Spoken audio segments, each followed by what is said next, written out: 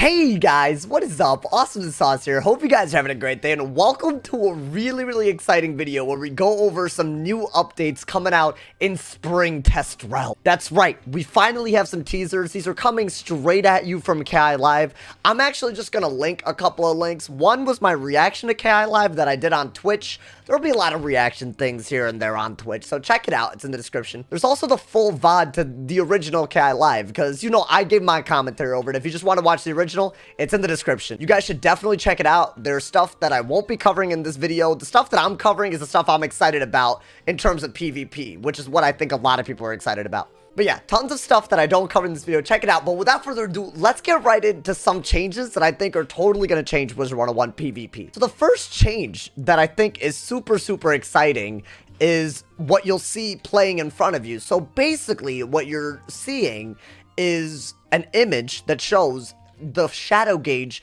and when you mouse over the shadow gauge, you can see how full it is. Now this is of tremendous importance, and the reason I say this is because very recently, like as I think as recently as maybe a month or two ago, they made a very big update to the shadow pip rating in general. What they did is that if you have somewhere around 3 pieces of gear giving shadow rating, on average you'll gain a shadow pip 1 round less than someone with 4 pieces of gear. So what does that mean? Let's say that I'm running a hat that gives shadow chance, boots, and a wand, right? But I don't have a robe, right? Compared to someone who does have a robe that has it. Let's say they have, I don't know. Let's say that they have Uber robe, all right? Maybe Dragoon robe, right? If their shadow gauge is 1 whole piece of gear higher, they'll generally get a shad 1 round earlier. Now, the problem with that is that it's only a general rule of thumb. Sometimes you'll get a shad 1 round earlier, sometimes you'll get it 2 rounds earlier. There's very little way for the player to know when they were going to get a shad, whether it was the next round or not. This is especially important if you're trying to shrike into a shad when you only have 1 shadow pip, and you're trying to shrike at a time where you'll be able to pressure your opponent. So what they've done is that now there's an image that shows exactly the % shad rating that you're on. So you can basically, against any matchup, you can get a decent idea of what % of a shad you're gaining every round. Now, obviously, this % it varies. So that % might be 7% of a shadow pip every round. It might be 9% of a shadow pip every round. So if you are striking with only 1 shadow pip with the intention of shadow hitting the next round, you still take the risk of miscalculating by a % or 2. But what this does do is it gives you a little bit more clarity when it comes to just using your shadow pips in general. So who knows, maybe this will actually make PvP a little bit more intuitive, especially because shadow pips in PvP are very different from PvE. The reason I say this is how often you get a shadow pip isn't as dependent on your number as it is on your rating with respect to your opponent. So this 114 rating, it can mean that you'll get a shadow pip much faster than your opponent in like 2 or 3 rounds if they only have 100 shadow pip rating. But let's say they have like 130, then you're getting a shadow pip maybe 4 to 5 rounds, and you'll get it slower than your opponent. So because the speed at which you get a shadow pip is so dependent on your opponent, and it's still pretty random, like slightly random, this is going to be a good change. It should make planning shadow pip combos much easier. I expect this to be a buff for any school that uses shads at a very high rate. So we're looking at Myth, we're looking at Fire, we're looking at Storm. Those schools are gonna get a huge buff. I can even see this actually being good for schools like Det that just need to strike very early.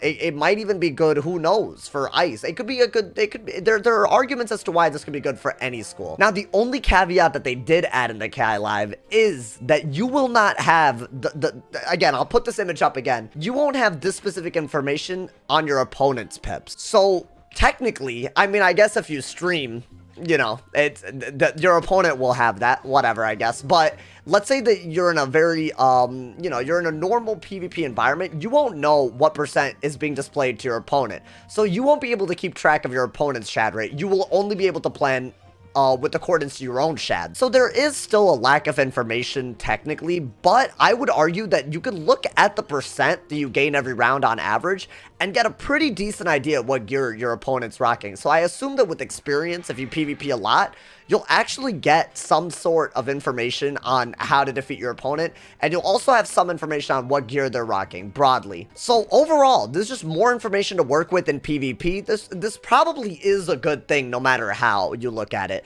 I assume that there isn't going to be a way to exploit this. I normally try to look at it like, how could this be used to be too advantageous? I don't see that being a thing. I see this just being a thing that's just going to help PvP feel a little bit more fair. Now, speaking of fairness, another stat that still feels like there's a little bit of randomness associated with it, it's crit and critical block. Now, again, a little refresher on the current state of crit and critical block, right? Right now, they've tweaked crit and crit block to be such that if you have 400 crit and your opponent has 400 block, then you'll crit 70% of the time and you'll have a boost of 1.1%. Now, those numbers are honestly very annoying for a casual player because, one, you have to remember the numbers when you're trying to decide whether a move is good or not, and that number completely changes based on how much crit you rock, how much block your opponent has, and vice versa. So, for example, right, let's say that I have a gear set that actually runs 400 crit, but let's say that my block is lower, right, 325. It's very hard for my opponent to know what that 325 block means to their own crit because there's no way for them to know this number at all. The only way they would even get an idea of this number is by hitting several times. So unless you hit several times, technically, unless you know the exact stats of your opponent, it's very hard to know how much you're going to be doing, specifically when you take into account crit. But again, they're adding a new display. Again, this is something that we just saw on KI Live today. This is really exciting stuff. They're giving you a lot more information in both PvE and PvP, and this is the image that they showed, and this is some really exciting stuff. So now you're gonna know what your chance of critting on your opponent is, what their chance of blocking is, and most importantly, in my opinion, you're gonna know the actual multiplier. That actually means that some schools, right, especially schools that use a lot of hits that don't have a range of value, right? So what do I mean by range? I'm talking about spells like Ifrit. I'm talking about spells like Dragon. I'm not talking about spells like S'mores. I'm not talking about spells like FFA. Hits that basically do the same no matter how many times you hit them. They don't have a range like FFA. You could theoretically do one hit, know how much pierce, know how much resist they have based on your pierce and how much damage you do.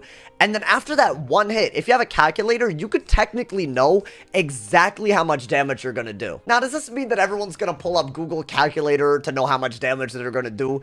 I really doubt they're gonna do that unless they're super tryhard. But this is the first time in a really, really long while that we actually have a way to perfectly calculate how much damage we're gonna do. So if you're trying to optimize your ranking, you might actually benefit now from basically using your main school hit, right? You can't obviously use like a shadow hit to do this. Let's say like you had like, I don't know, a fire elf, right?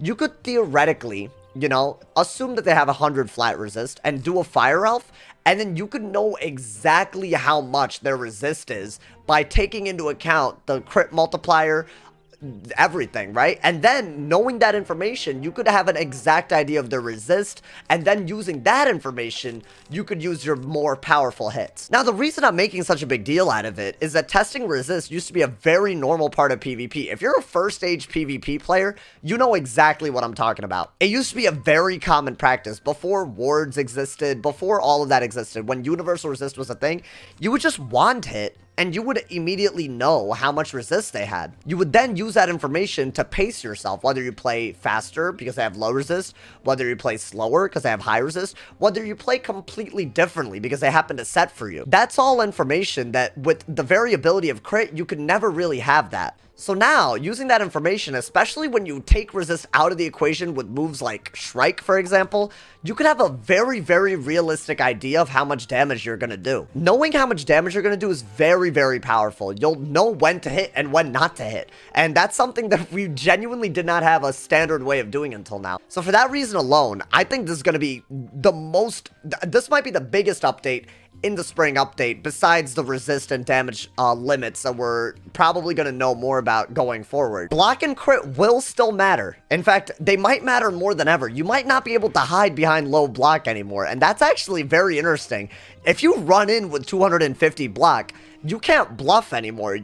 Your opponent will know that your crit block is low and that their multiplier is high, and they will hit a lot. So, in fact, this update makes stats matter just a little bit more, and stats specifically that aren't broken inherently. Crit and block are not broken inherently. In fact, they're probably more balanced than they've ever been before. So overall, the crit and block, them showing your multiplier, your frequency, that is an immensely important change. I'm really happy with it. That's like that's my favorite thing that I've seen so far. The shadow gauge update as a display, I'm still not sure how much it fixes. You could technically think you're gonna get a shad, and you still don't, right? So I don't think that changes as much. What I do think is that if you're not if you haven't done a lot of PvP and you don't know how a shadow gauge works in PvP, this might help you ease on into it, and it might make you make fewer mistakes, and that's always a good thing. But yeah, be careful about your crit and block after the spring update. That's all I can say. I know that it'll impact how I play, so I'm assuming it'll impact how a lot of people play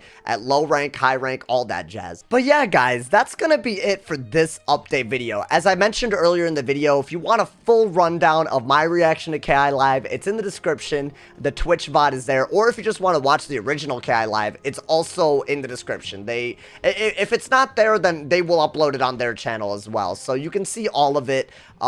It's very exciting stuff. I think the spring update will be lit. I think there are more PvP updates that we haven't even seen in full detail yet, so I'm excited. I think this might be a good one. I really do. As always, y'all, drop a like if you enjoyed. Leave a sub if you're new. Let me know what your opinion is of these visual, I guess, the extra visual information we're going to have in PvP. Do you think it's going to change anything? Do you think it helps? It hurts? I'd love to hear y'all's opinions. Let me know. Maybe this is the reason you'll do PvP for the first time. Who knows? As always, thank you for all the love on all the videos.